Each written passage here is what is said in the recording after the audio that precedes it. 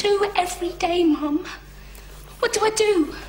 Get up, catch the bus, go to work, come back home, eat chips and go to bed. Is that it? It's what the rest of us do. But I can't. Why? Because you're better than us? No, I didn't mean that.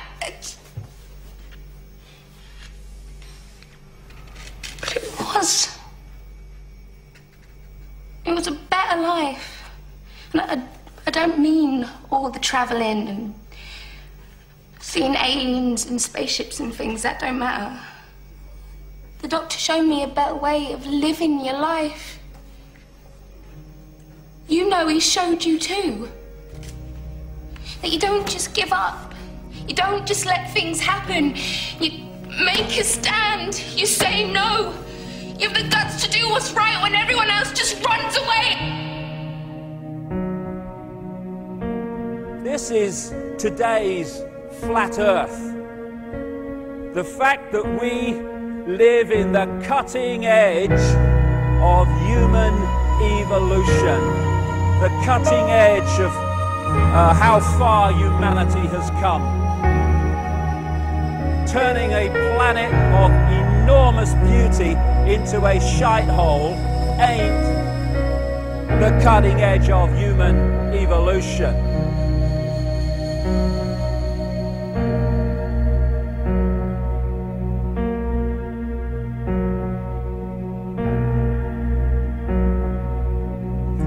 As Michael Elner said, just look at us. Everything is backwards. Everything is upside down. Doctors destroy health. Lawyers destroy justice. Universities destroy knowledge. Governments destroy freedom. The major media destroys information. And religions destroy spirituality. I think there's more to know here. Isn't that weird? We always kill the guys who try and help us. Isn't that strange that we let the little demons run amok? Always. John Lennon, murdered. John Kennedy, murdered. Martin Luther King, murdered. Gandhi, murdered. Reagan, wounded. You know. Bad fucking choice. You find that people that are in positions of apparent power, like prime ministers and presidents, are actually puppets of the real power, which doesn't put itself on public display. Why would it? I mean, does anyone really think that George W. Bush is running America? He probably couldn't tie his shoelaces, never mind run a country. I have this feeling, man, because you know there's a handful of people actually run everything. That's true. It's provable. It's not I'm not a conspiracy nut. It's provable. Handful, very small elite run and own these corporations, which include the mainstream media.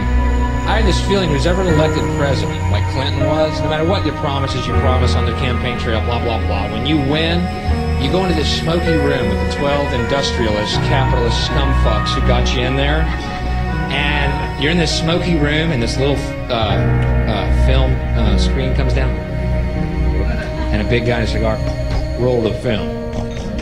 And it's a shot of a Kennedy assassination from an angle you've never seen before. That looks suspiciously off the grassy knoll. And then the screen goes up and the lights come up and they go to the new president. Any questions? Just what my agenda is. First we bomb Baghdad. You got it. What I am is frustrated at watching Orwell's 1984 unfold in front of our eyes by the day, while people focus on who shot Phil Mitchell. That is frustrating, because my children and your children, thank you, are going to have to live, indeed, in the timescale, so are we, because we're living in it now, when the most basics of freedoms are being taken away. The average man and woman is in a trance. They get home from work, they don't even talk to their children. They turn the television on, and they let those corporate messages set the agenda in their lives. All you ever hear about in this country is our differences. That's all the media and the politicians are ever talking about, the things that separate us, things that make us different from one another. That's the way the ruling class operates in any society. They try to divide the rest of the people. They keep the lower and the middle classes fighting with each other so that they, the rich, can run off with all the fucking money. Fairly simple thing, happens to work. You know, anything different, that's what they're going to talk about. Race, religion, ethnic and national background, jobs, income, education, social status, sexuality, anything they can do, keep us fighting with each other so that they can keep going to the bank. Divide and conquer is the motto. And as long as people continue to see themselves as separate from everything else, they lend themselves to being completely enslaved.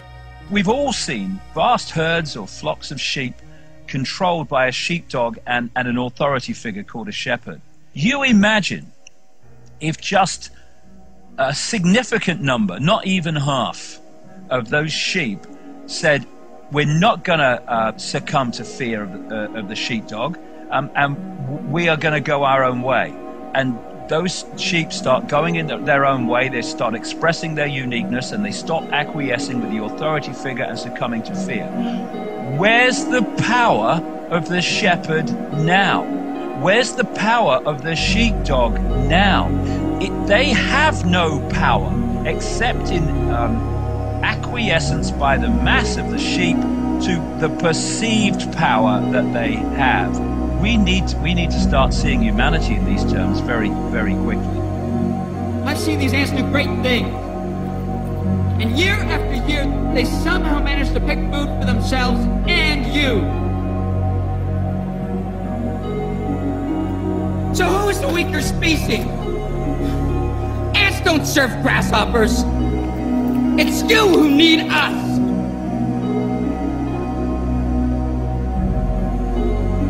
You know, when you go through all these different levels of how we are attacked mentally, emotionally, and physically to suppress us and to hold us in the box, in the bubble, that tells us something about us. What people don't realize. Oh, it's negative. No, it's not negative. It's extremely positive if you want to use those terms, because it's telling us who we really are.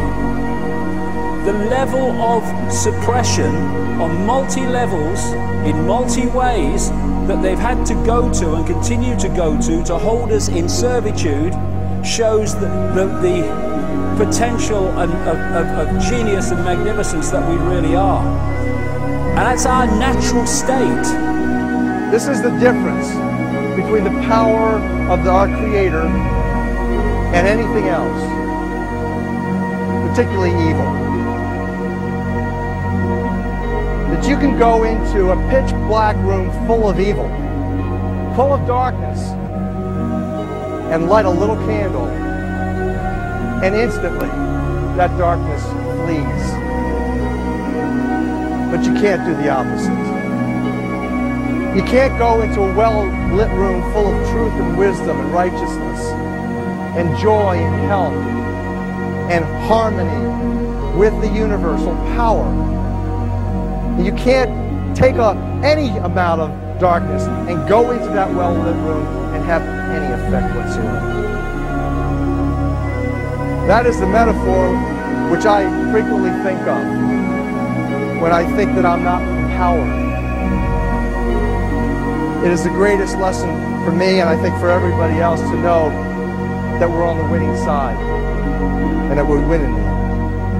Today, a young man on acid realized that all matter is merely energy condensed to a slow vibration, that we are all one consciousness experiencing itself subjectively.